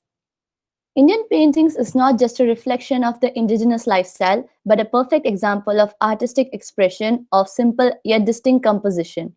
Now let's take a look at the prominent styles of painting of India. The miniature paintings, which are illustrated in the manuscripts, the wall paintings of the prehistoric times. The Madhupani paintings is the folk art done on cloth or paper and is inspired by nature. The Tanjore paintings, which have vivid colors, glass beads, and gold foil work. The Pahari paintings, miniature paintings of the Himalayan hill kingdoms. And the Mysore paintings, which are famous for their organic resources and embellished with the gold foil. Now let's take a look at the vibrant textiles of India. The Pashmina from Jammu Kashmir is one of the most expensive woolen textile in the country. The Chikankari of Uttar Pradesh. The Zardozi of Central India, the Kashidari and Ari, traditional Kashmiri embroidery. The Kanta from West Bengal and Odisha, the mirror works from Gujarat. The Bhagalpuri silks, the Mysore silks, the Chanderi silk, and the Muga silk.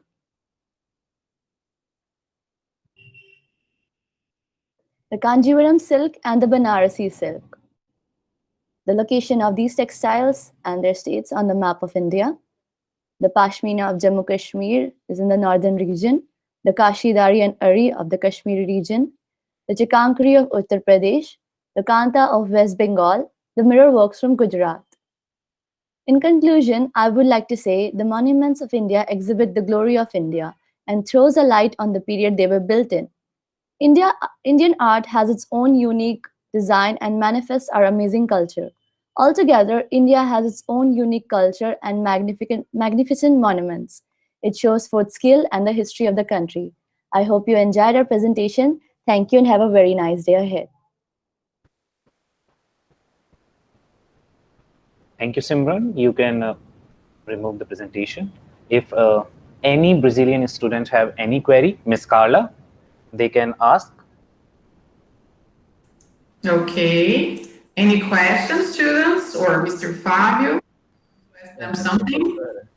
Oh, Carla. Yes.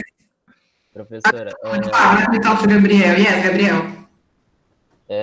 eu queria saber se sobre as danças, se eles tiveram tipo apresentações nas escolas deles das danças, se eles têm isso.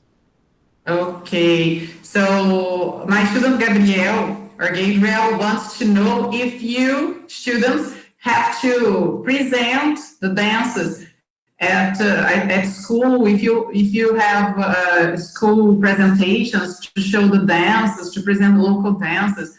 Do you have that? I would like to answer that question. Yes, we do have some occasions like competitions and when we have our annual day and stuff. On those days, we do these dance forms. Like we are assigned these dance forms from each state. I hope your question is answered. Yes, that's perfect. And do you like doing that? Well, yeah, it depends on everyone's interest. So, yeah. Okay. And I think Mr. Fábio has a question. Yes, Fábio? No question, but I would like to say that Taj Mahal is so popular. It's very famous for me because when I was a child, I remember that Jorge Benjor was a famous singer in Brazil, and he sang a music that talked about Taj Mahal. And this song is very nice for me, and I remember that Taj Mahal is so beautiful. Yes, Taj Mahal is as famous as our Christ the Redeemer that the guys are going to talk in their slides. And Jorge Ben mentions the Taj Mahal in a very famous song of him here. That's it. Okay. Any more questions, students? Professora? Yes. Pergunta para eles o que significam os vestidos, esses trajes, se tem algum significado usar eles. Okay. So Maria Eduarda wants to know if the outfits you wear, I don't know if it's how you call that. I remember Mr. Vinay has already told me, but I'm not sure how to say now. But the kind of the colorful clothes, the pashminas, I think you wear. Oh, Eduardo, sorry, repeat your question. So sorry. Se tem algum significado usar tudo isso. Okay, and she wants to know if there's a meaning. So the kind of, because I know that on your regular basis, on your daily activities, you wear jeans and pants and shirts or t-shirts, but you have some specific kind of clothes like we saw in the slides that are used in celebrations, I think, something like that. So is there a meaning? She wants to know if there is any specific meaning. Well, according to me, I think it represents our culture. I don't know about the meaning. I would like to tell Sir to take the question. Okay, no, that's okay. Okay, yes, Miss Carla, you absolutely said the right thing. In daily life, we are just wearing like shirt, jeans, and normal wears. But during dances, depending upon that to which state the dance belong to, there is a particular tradition. Some dances are belonging to the state, whereas some dances or songs are belonging to the ethnic groups or the tribal groups. And their dresses, their makeup, whole things are related to the particular concept to which they are doing to. So it has a meaning. For example, some dances are for worshipping the god, whereas some dances are for fun and fulfillment. Some dances are actually remarking or depicting the harvest in agriculture. There are so many different kind of dances having a different meaning, but each and every meaning is actually signifying what that ethnic group or the state is actually celebrating. So in short, it is a kind of celebration, yes, with a meaning. Okay. Perfect. Thank you, Vinay. Over to you, Miss Carla, for this fourth and last something. Yes. Okay, so now we are going to be with Maria Eduarda and Gabriel, who are talking about monuments and art. Are you ready, guys? Yes. Yeah, so present here. Just a second. Oops.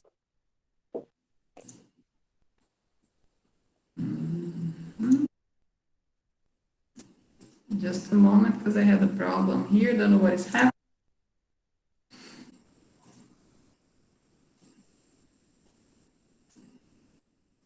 Okay.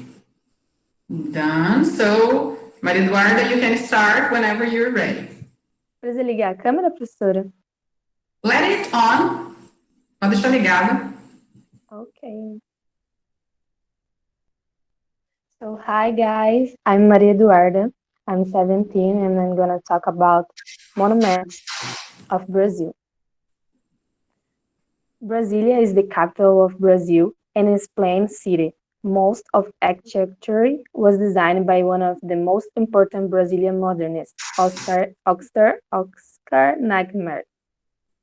The National Congress Palace, located in Brasilia, is one of the three monuments buildings located at Praça dos Três Poderes, where each building represents a state power.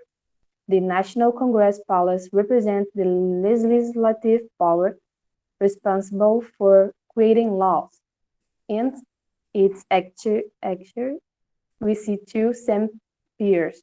The one of upwards is the House of Representatives, which represent the people, showing that they have voice in political decisions. The closest same peer, turned downwards, its Senate. It represents the will of the states. Two same peers complete each other. Professora, eu não estou enxergando embaixo. Okay, no problem. I can go for you. The two semi-spheres complement each other, symbolizing that the state and the people must work together on political decisions. At Praça dos Três Poderes, we also have the President's Palace, representing the executive power responsible for enforcing the laws. At the Federal Court of Justice, representing the judiciary responsible for monitoring whether the laws are being complied with. This is the Christ the Redeemer. The city of Rio de Janeiro has one of its postcards, a monument considered of the seven wonders of the world, Christ the Redeemer. Created by Father Pierre-Marie Boss and designed by Heitor da Silva Costa, it contained more than 22,000 women who made a petition to ask the president to Brazil at the time, Epitácio Pessoa, authorization for the construction of the monument. The monument was built in Brazil, except for the head and hands that were shaped in Paris, France. The body of the Christ was made of soapstone, which has cut into thousands of triangles, being glued by hand. Only it had 30 tons.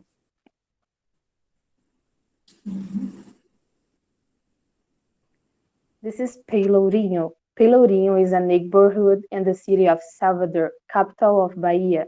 The word Pelourinho refers to the pole where slaves were punished, and the neighborhood gets its name. Despite its sordid past, it's today a place of urban culture events where we can see groups playing capoeira, a mixture of martial art, sport, popular culture, dance, and music. In 1996, Pelourinho stopped to watch the American pop star Michael Jackson record the video clip They Don't Care About Us. The recording had participation of local residents and musical group Olodu. And now we're moving for the art presentation. Gabriel? Hi. You can start. As well as monuments, we have Brazilian popular art, and I will tell you a little about it. Start with one of the most important Brazilian artists, Tarsila do Amaral, who had works of great success such as Abaporu, A Lua, and A Cuca, and many others. However, we're not going to talk only about paintings, but also about dances. Here, you can see some popular Brazilian dances. The one that reminds all the world of Brazil is samba. Everyone knows Brazil because of samba and carnival, but we don't have just them here. We also have the popular frevo in Pernambuco, quadrilhas which are danced in your festas juninas or June parties, in honor of the Catholic saints, and Bumba Meu Boi, which is a folklore dance presented in the Bumba Meu Boi festival. Speaking of folklore, let's talk about it. Here we see some of the most popular Brazilian folklore characters. Saci is a playful and mischievous boy who has only one leg and said that he appears on ranches and farms. Yara was a Brazilian indigenous woman who was saved by fish and turned into a mermaid. And Curupira is said to be a protective spirit of forests and wild animals. He is a boy with feet turned back and hair of fire. That's it. Okay, that's Thank you.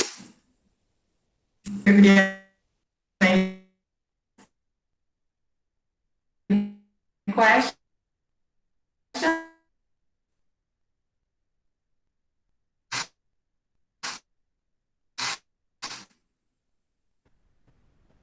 If anyone have any query, they can ask. From Indian students, my dear students, if you have any query, you can ask.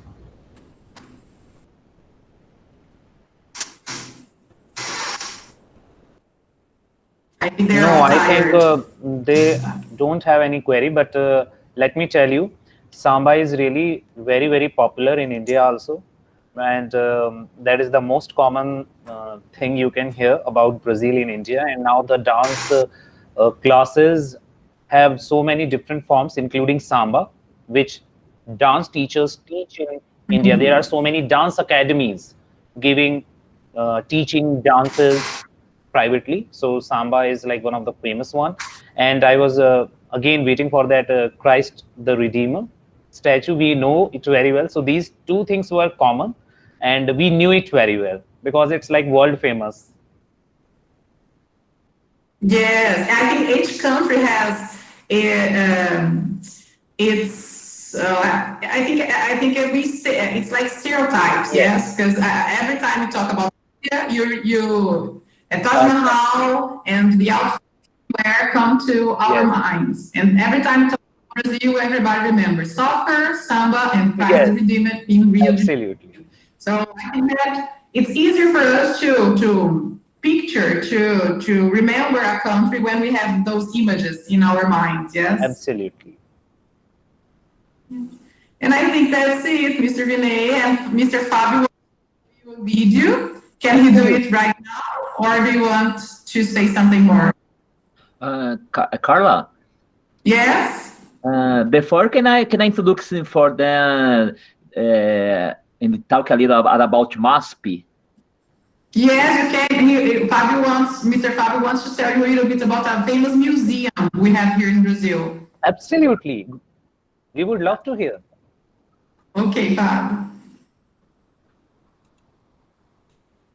You want to present? Yeah. Okay, so he's presenting, okay? Can you see? Yes.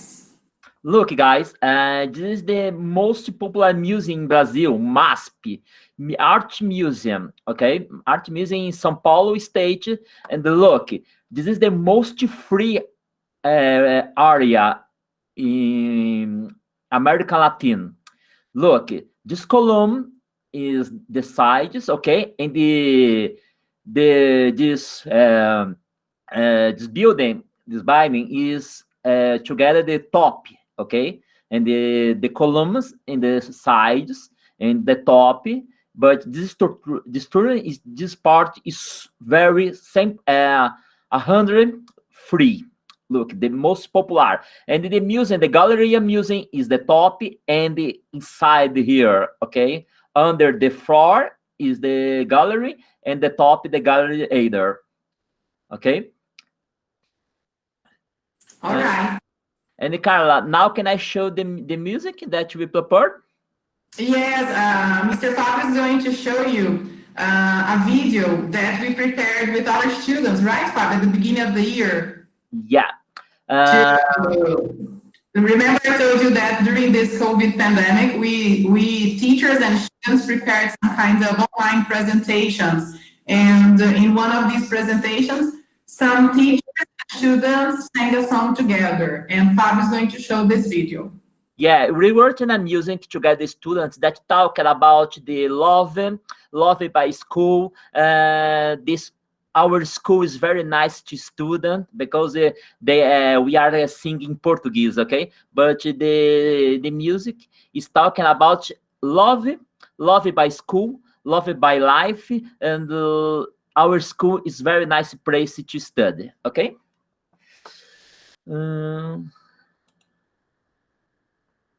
Let me see.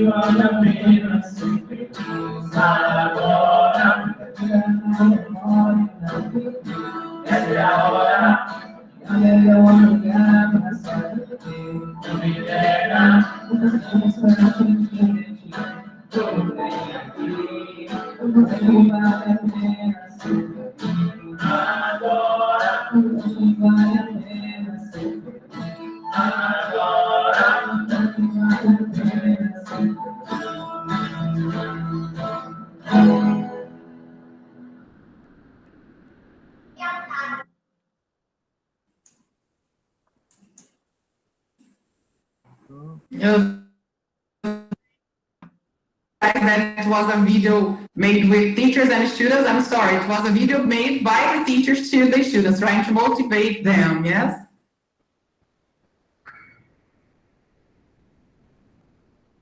Mr. Fabio, do you want to compliment something? It was wonderful.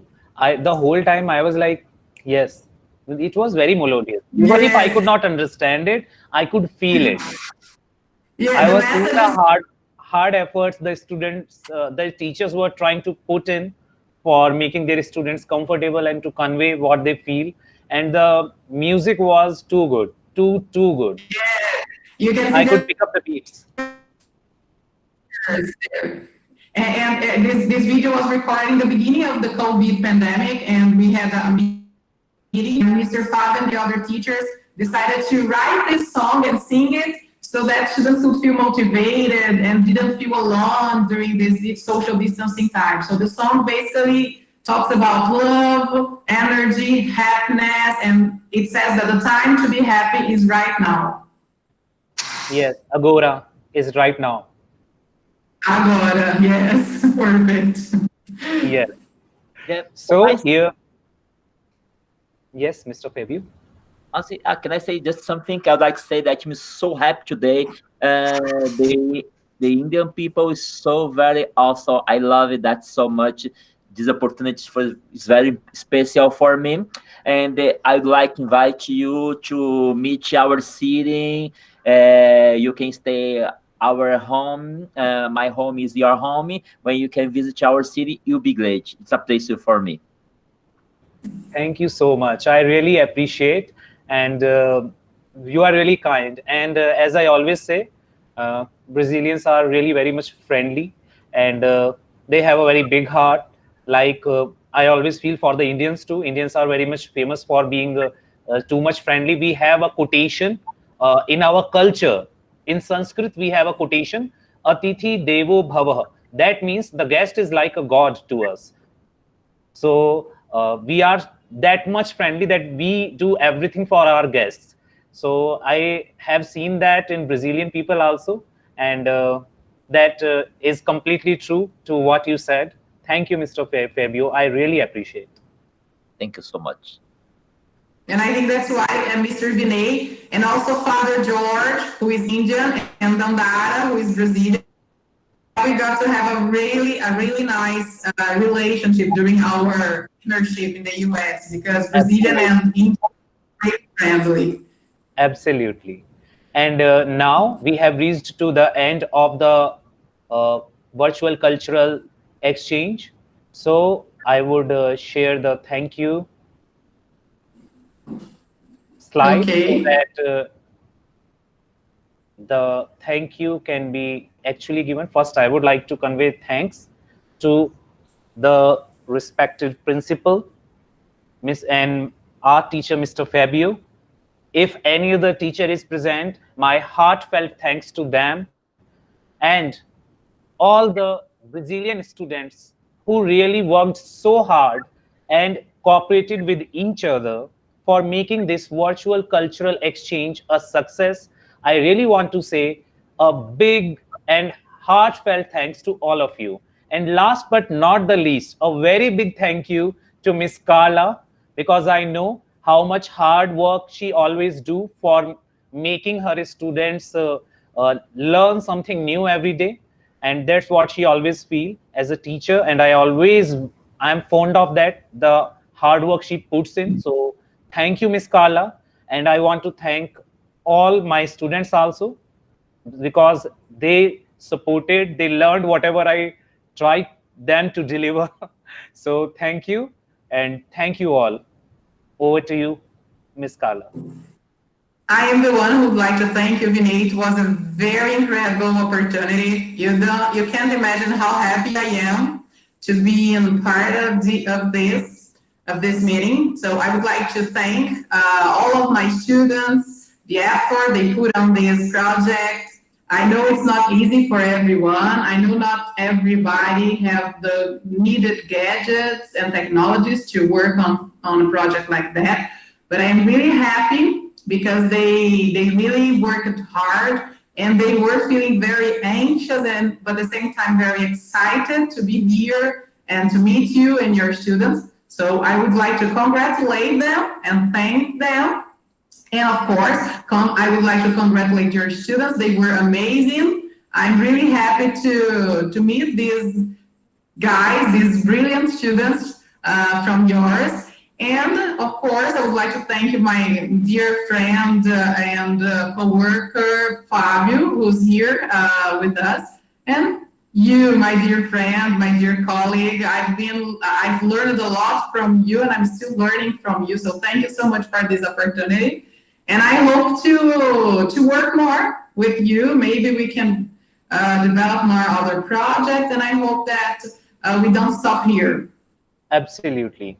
And with the same commitments, we would like to end this virtual cultural program officially. Okay.